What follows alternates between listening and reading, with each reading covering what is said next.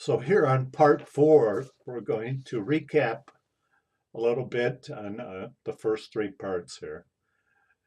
The thing that you have to remember in my scenario here, that this is thousands of years ago, before we knew what a tree was, before we knew what fruit were.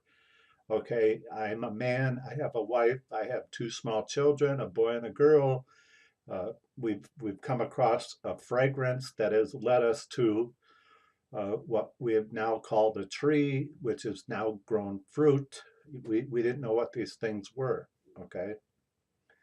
We had time on our hands. We didn't have to work jobs. We didn't have to pay taxes. We didn't have to do all these modern things we do in this modern time in history. But anyway, so what led us to this tree?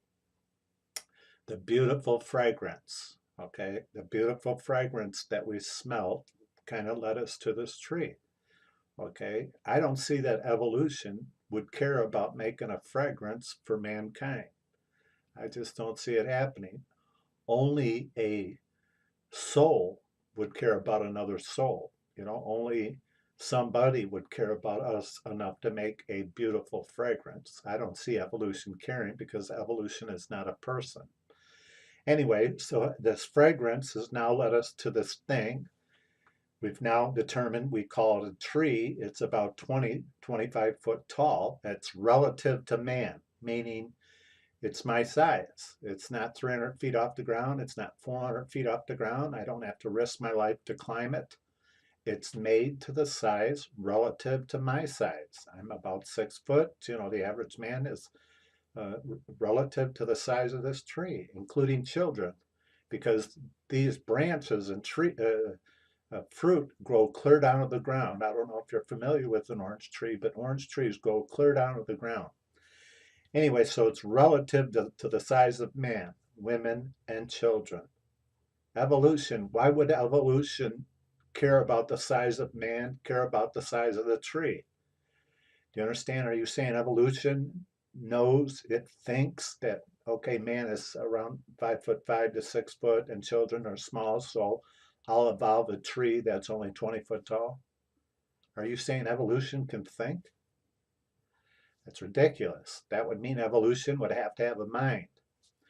Anyway, the tree is made relative to the size of man. The fragrance, the smell is what brought us to this tree, okay? The first thing that we see are the beautiful blossoms, okay? These beautiful blossoms that my wife puts in her hair to adorn herself. Do you understand? Women love to adorn themselves with earrings, with jewelry, with flowers, with all kinds of things that they put in their hair. To this to this day, they still do. They make many, many products for women, and it started thousands of years ago. That it's in them by nature. God made them that way to adorn themselves. What do you think they used thousands of years ago before jewelry? They used whatever was in nature. And certainly flowers and everything are in nature. So they adorn themselves by nature. So my wife puts the flowers in her hair to adorn herself, and my daughter follows what my wife does. She's watching my wife. My wife, her mother, is her example. So my daughter is now putting flowers in her hair, and they make a band to go around her head. They still do that. A lot of women still do that when they get married. They'll make a flower band and adorn themselves with natural flowers. Anyway, so they love the blossoms. We love the smell of them. We love the look of them. We love the appearance of them. They love to adorn themselves. Are you telling me that evolution knew that women would love flowers, that little girls would love them? That would mean that evolution loves women, loves girls. Are you telling me that evolution can love? Then evolution has to be a person, or evolution has to have an ability to care, an ability to love. So the blossom on the orange tree disputes evolution because whoever created the orange blossom has to love us. Do you understand this? It didn't just evolve this way. That's ridiculous to think that. Whoever created the beautiful blossoms on the orange tree has to love women, has to love little girls. Do you understand that? Anyways, so some of the other attributes of a tree are, and for all trees are, they make great shade when the sun is out and when it's hot out. And we all know what it's like when it's hot. You could, if you've ever worked outside, you know, you go outside under the shade. There's nothing better than being in the shade when it's hot out and having something cool to drink. You know, so it provides a natural shade when it's hot out. So it's a great attribute relative to man. Man likes to get out of the sun. So do animals, but I don't see any other creature coming around when we're here observing this tree. So I can conclude that this tree was created just for man, for us. I don't see any other animal coming up to this tree to smell these blossoms. I only see us appreciating the blossoms. So my conclusion is the tree is made for us, period. Anyway, the tree is made a natural shelter. If you look at an orange tree, it has all kinds of leaves on it. It is very thickly leaved. It makes a great shelter when it rains because it has very thick amount of leaves on it. So if it rains and we don't want to get wet, we'll go underneath the tree. It makes a great natural shelter. Once again, it's relative to man. If I don't want to sit out in the rain, or if it's storming, or my children are scared, or whatever it is, we can get underneath the tree and not get very wet, see? So it's made relative for man's needs to get it out of the rain. Do you think evolution thought these things through, that man would like to get it out of the rain? So I'll make a tree that has leaves, a lot of leaves. That's ridiculous. That means evolution has to have the ability to think, to care. Evolution doesn't have the ability to think, to care. Once again, whoever created the orange tree cares about us. These are observations that cannot be denied. They can't. They are simple, first-hand observations that anybody can conclude if you have the time to sit there and observe an orange tree. You don't have to read about the research that somebody did about observing an orange tree. You could do it yourself. Or, do you understand? Or these are very simple observations that anyone can conclude, and they can't be denied by anybody because they're true. Anyway, we sit there and we wait and we observe this thing that we've now called a tree, okay? And these things that have grown, we call blossoms. They give out the beautiful smell and they look pretty, but now something begins to happen. They begin to shrivel up and die. So now we know they're temporary. They don't last forever. This is not a tree that just grows blossoms and they stay this way. So we watch, we observe, they die, but something after a while begins to happen. Everywhere there was a blossom, a small green circular thing starts to appear. It starts to grow, okay? And it grows and grows and grows.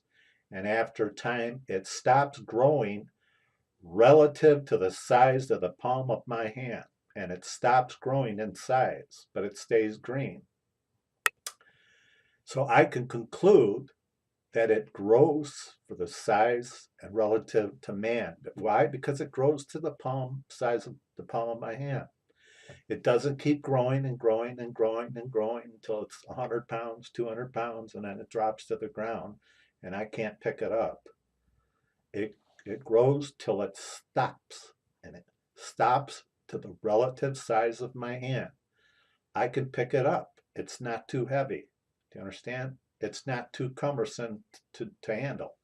So it grows, I'll say it again, it grows perfectly to the size and weight that I can handle as a man. Do you think evolution cares about that? No. There's intelligent design behind the fact that it stops growing at the size and weight relative to the size of me as a man, the size of my hand, something that I can easily carry. Don't take these things for granted, see? Anyway, so it turns green and grows to the size of the palm of my hand. Okay, but it's hard, okay? I smell it. It doesn't have a smell to it, but it's very hard, like a rock, okay? I try to peel one. It's very hard to peel. There's just no flavor. There's nothing to it. It gives off this bitter aroma to it after peeling. So I conclude it's no good for us. It's not. It's no good to eat. But we sit and wait. We're patient. Once again, we have nothing better to do. We're here to observe this thing. We've never seen this before. So we're here, okay? After a while, okay, something magical starts to happen. And there's a bunch of these on the tree, okay? Now, back in the day, a mature tree would produce 400 to 500, okay? And with modern technology, they now produce about 1,000. But we're talking about before man intervened and started making genetic mutations and all this and that. We're talking thousands of years ago, okay? So you got 400 to 500 of these things growing on this mature tree. They're still green, but some of them are starting to change this beautiful color orange. It is a bright, bold, beautiful color. It's a color that's pleasing to us. It's not a color that's turning to gray or to, some putrid brown or some ugly color. It's turning to this beautiful, bright, bold color.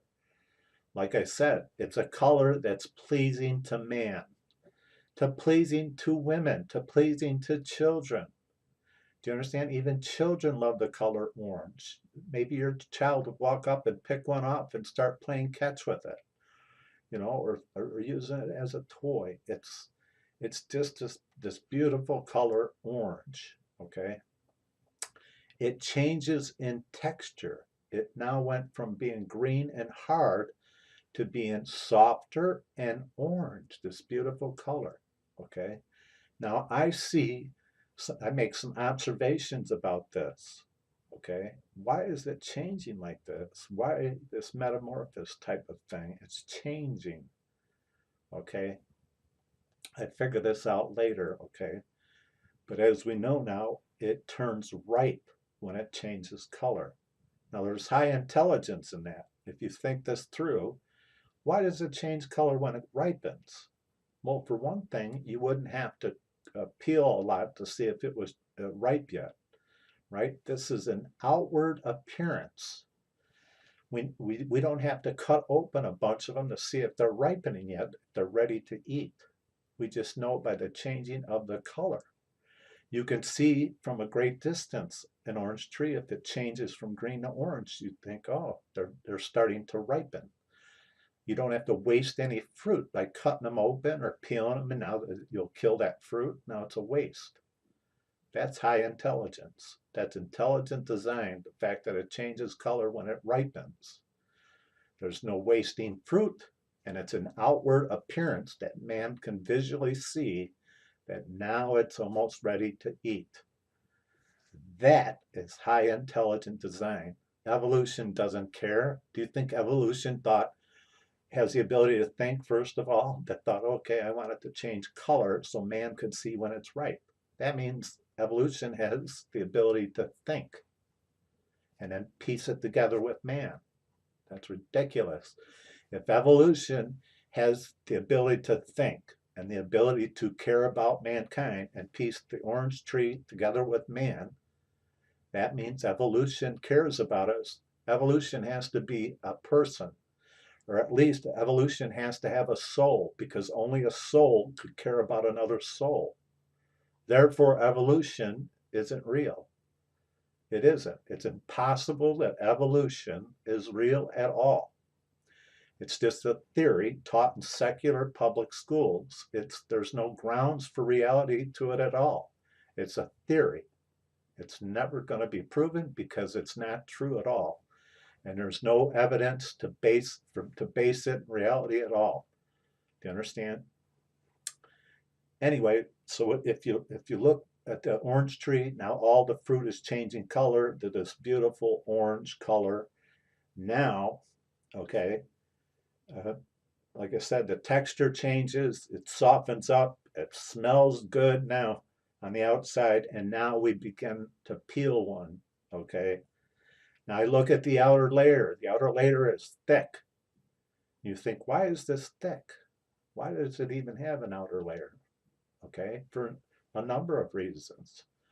First, it protects from the environment, it protects what's inside, the fruit that's inside. Okay, second of all, some of the fruit falls to the ground. So when it falls to the ground, the outer layer acts as a cushion.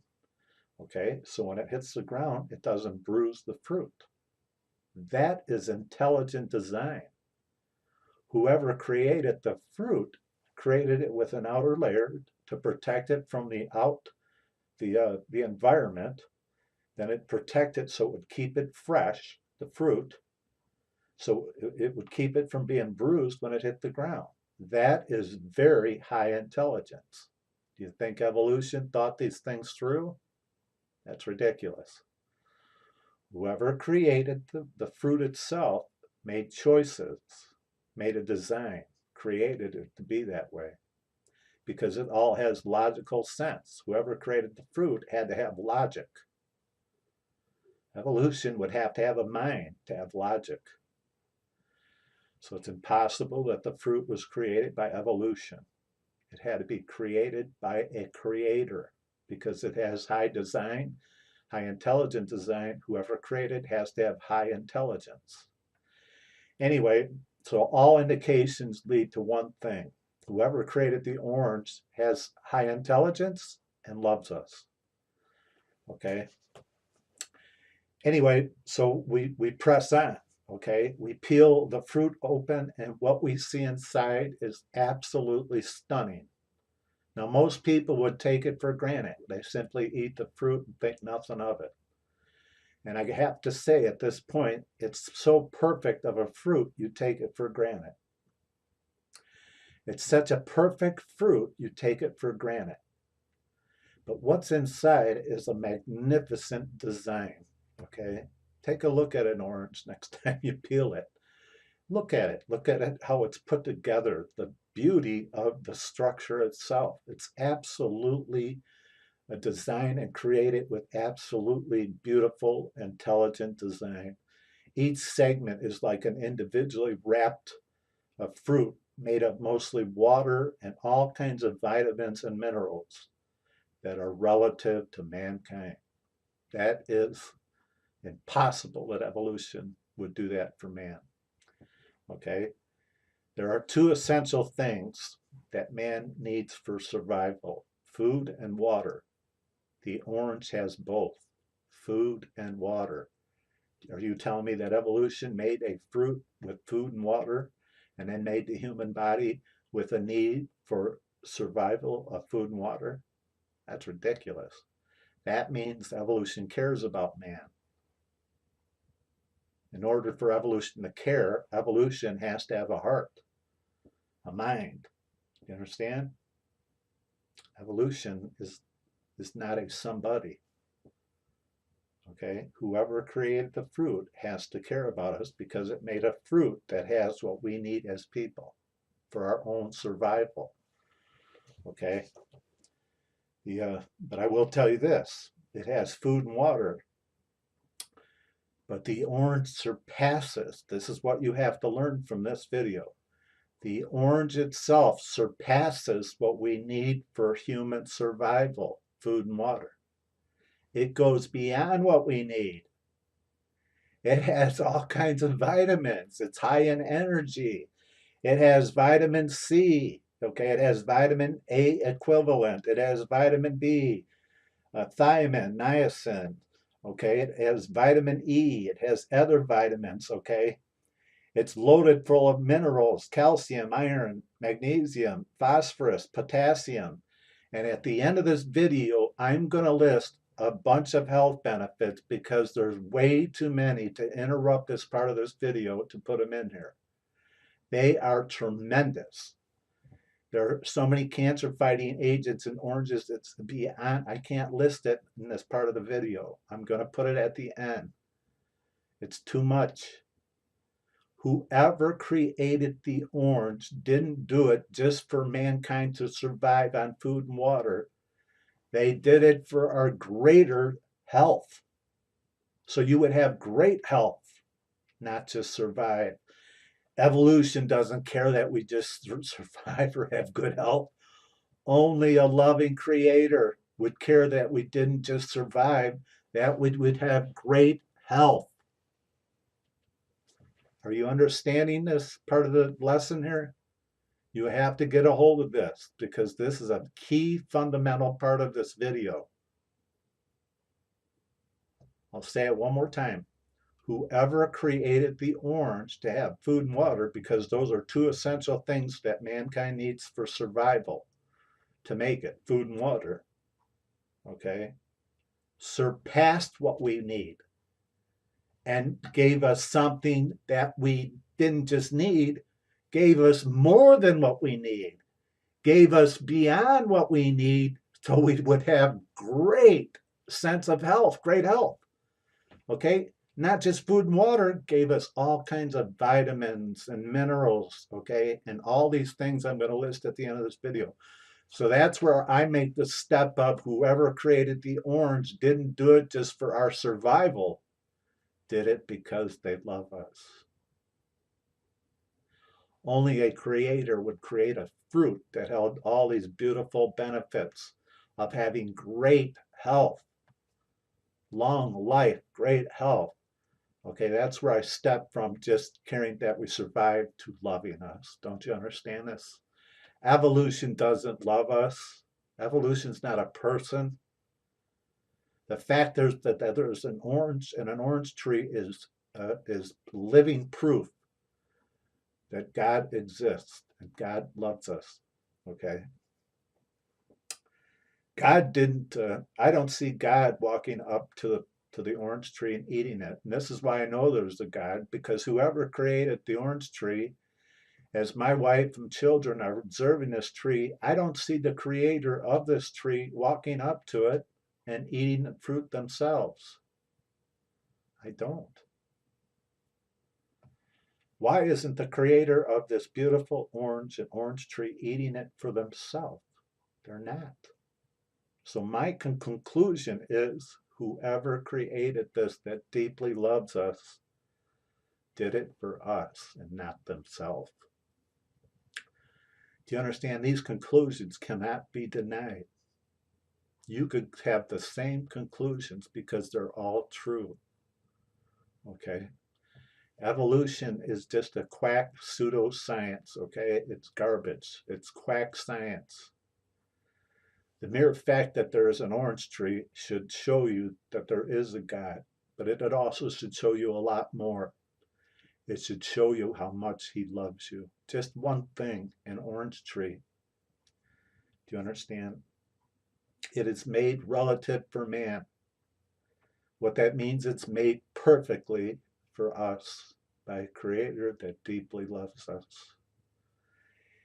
Anyway, there's going to be more here in part 5. I'm going to hopefully come to even more of a conclusion when we get into the last part of this is how we can take the seeds and grow them for ourselves is even a greater indication of a deeper sense of love and the great freedom we have to make choices of whether we want to grow the fruit or not grow the fruit, and how we didn't have to labor to make this fruit grow at all.